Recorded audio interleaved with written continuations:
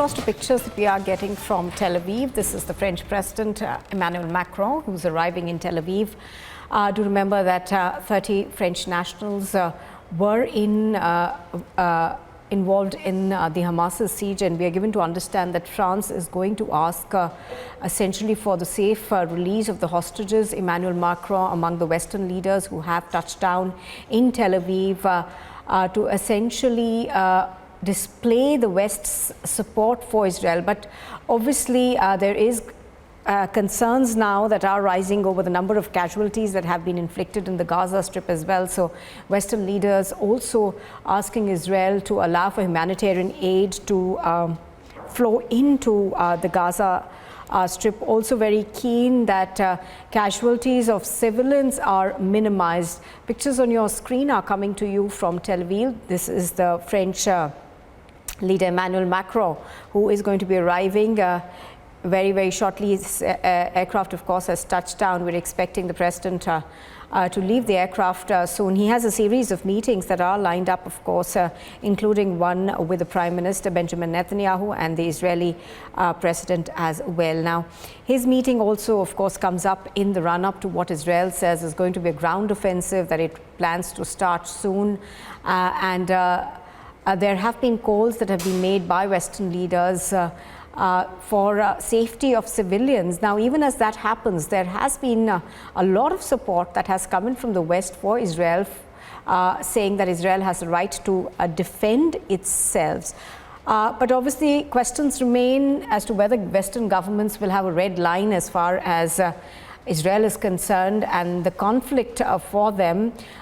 Several people have been extremely rattled by the number of casualties we've seen in the Gaza Strip. Humanitarian aid, of course, has been coming in, but it's really a trickle. Pictures on your screen right now are of the French president who has now arrived in Tel Aviv. We're just waiting for him to deboard his plane and then carry on his series of meetings.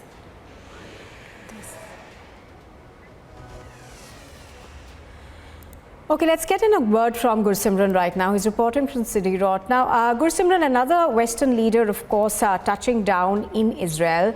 Now, for the Western leaders, even as they express their support for Israel in, what they say is a right to defend itself, is there perhaps now a red line that is now becoming more clear now?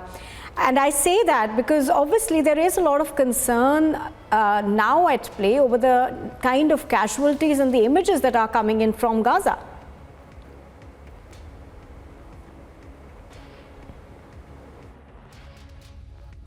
See, the civilian casualties that are taking place in Gaza has concerned the world leaders, and it is evident from the statement that has come from the US President Joe Biden last night. He said that once the hostages are released, then there will be talks on the ceasefire. Clearly, it means that the world powers are trying to bring a peace or a deal between the Hamas side and the Israel side so that there is no further escalation. Because we have already seen that more than 5,000 lives have been lost, and as we speak, 400 terror targets of the Hamas were hit by the Israel Defense Forces in the past 24 hours. That also include the top commanders in Jabalia, Al-Fukran and other regions. It also means that there must be some of the civilian casualties that must have taken place, because if we speak of the last 24 hours prior to this, the count of the civilian killings that was released by the Health Ministry of Palestine, it was somewhere 485 as per their data. So going by the numbers and the casualties that the Gaza side is facing, no doubt that there has been loss of lives on the Israel side as well,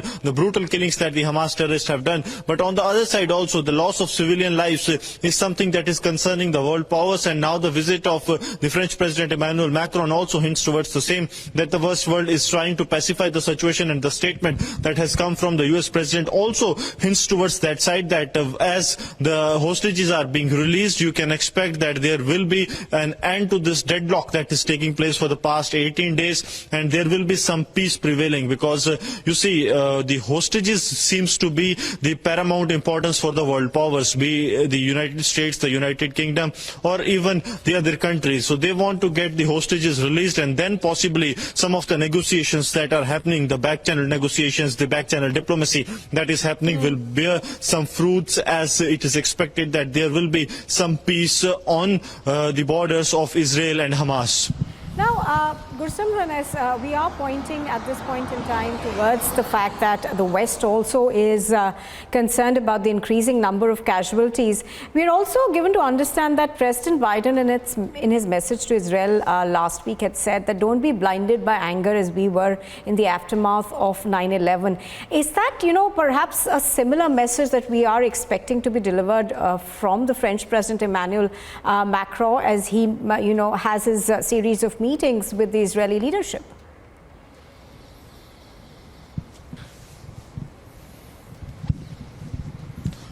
See, all the world leaders that are coming to the Israel side, they have said that there needs to be no tolerance to the terrorism, but yes, the decisions and the actions need to be in the line that it doesn't hurt the humanity. Because all the world powers know one thing, that the escalation, once the escalation took place, there will be no end. There will be participation of the one side or the other, and then it will go on escalating like anything. There will be no end to this fire, because every nation, then it will add fuel to the fire, and then the situation will become out of hands.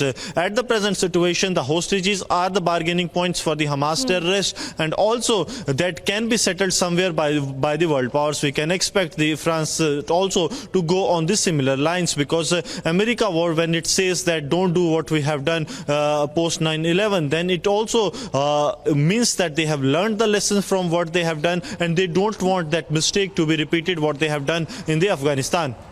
Oh, yes, absolutely. Now, 4 hostages so far, of course, have been released. There were 2 elderly women who were released this morning. The estimate of the number of hostages being, held by Hamas has now been raised upward to, I think, 222. How many of them are foreign nationals?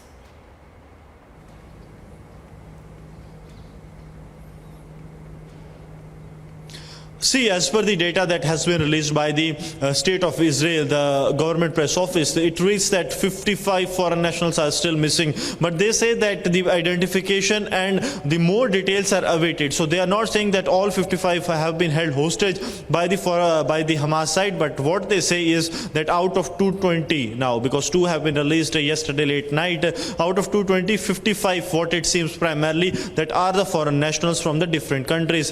244 foreign nationals have been killed in this attack by the Hamas terrorists that has been confirmed by the Israel state agencies to the authorities, and after which now the identification process is underway.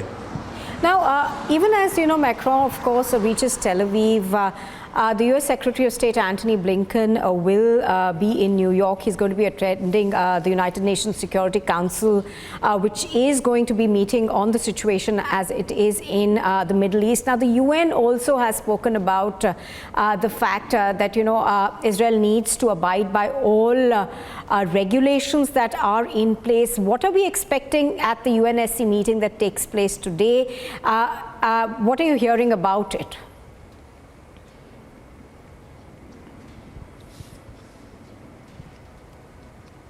See, this is a very key meeting that is going to take place, as it will discuss the situation that is emerging in the Middle East, and especially the situation between the Gaza Strip and the Israel side. Because what it seems for now, that the West world is in favor of the Israel against the Hamas terrorists, but they don't want further escalation. The loss of life that has taken place in Israel and in Gaza is condemned by the Western world, and they say that this kind of escalation needs to be stopped. Right. That certainly means that with full support to Israel against the terrorism, they are also saying that there needs to be a slowdown in the escalation.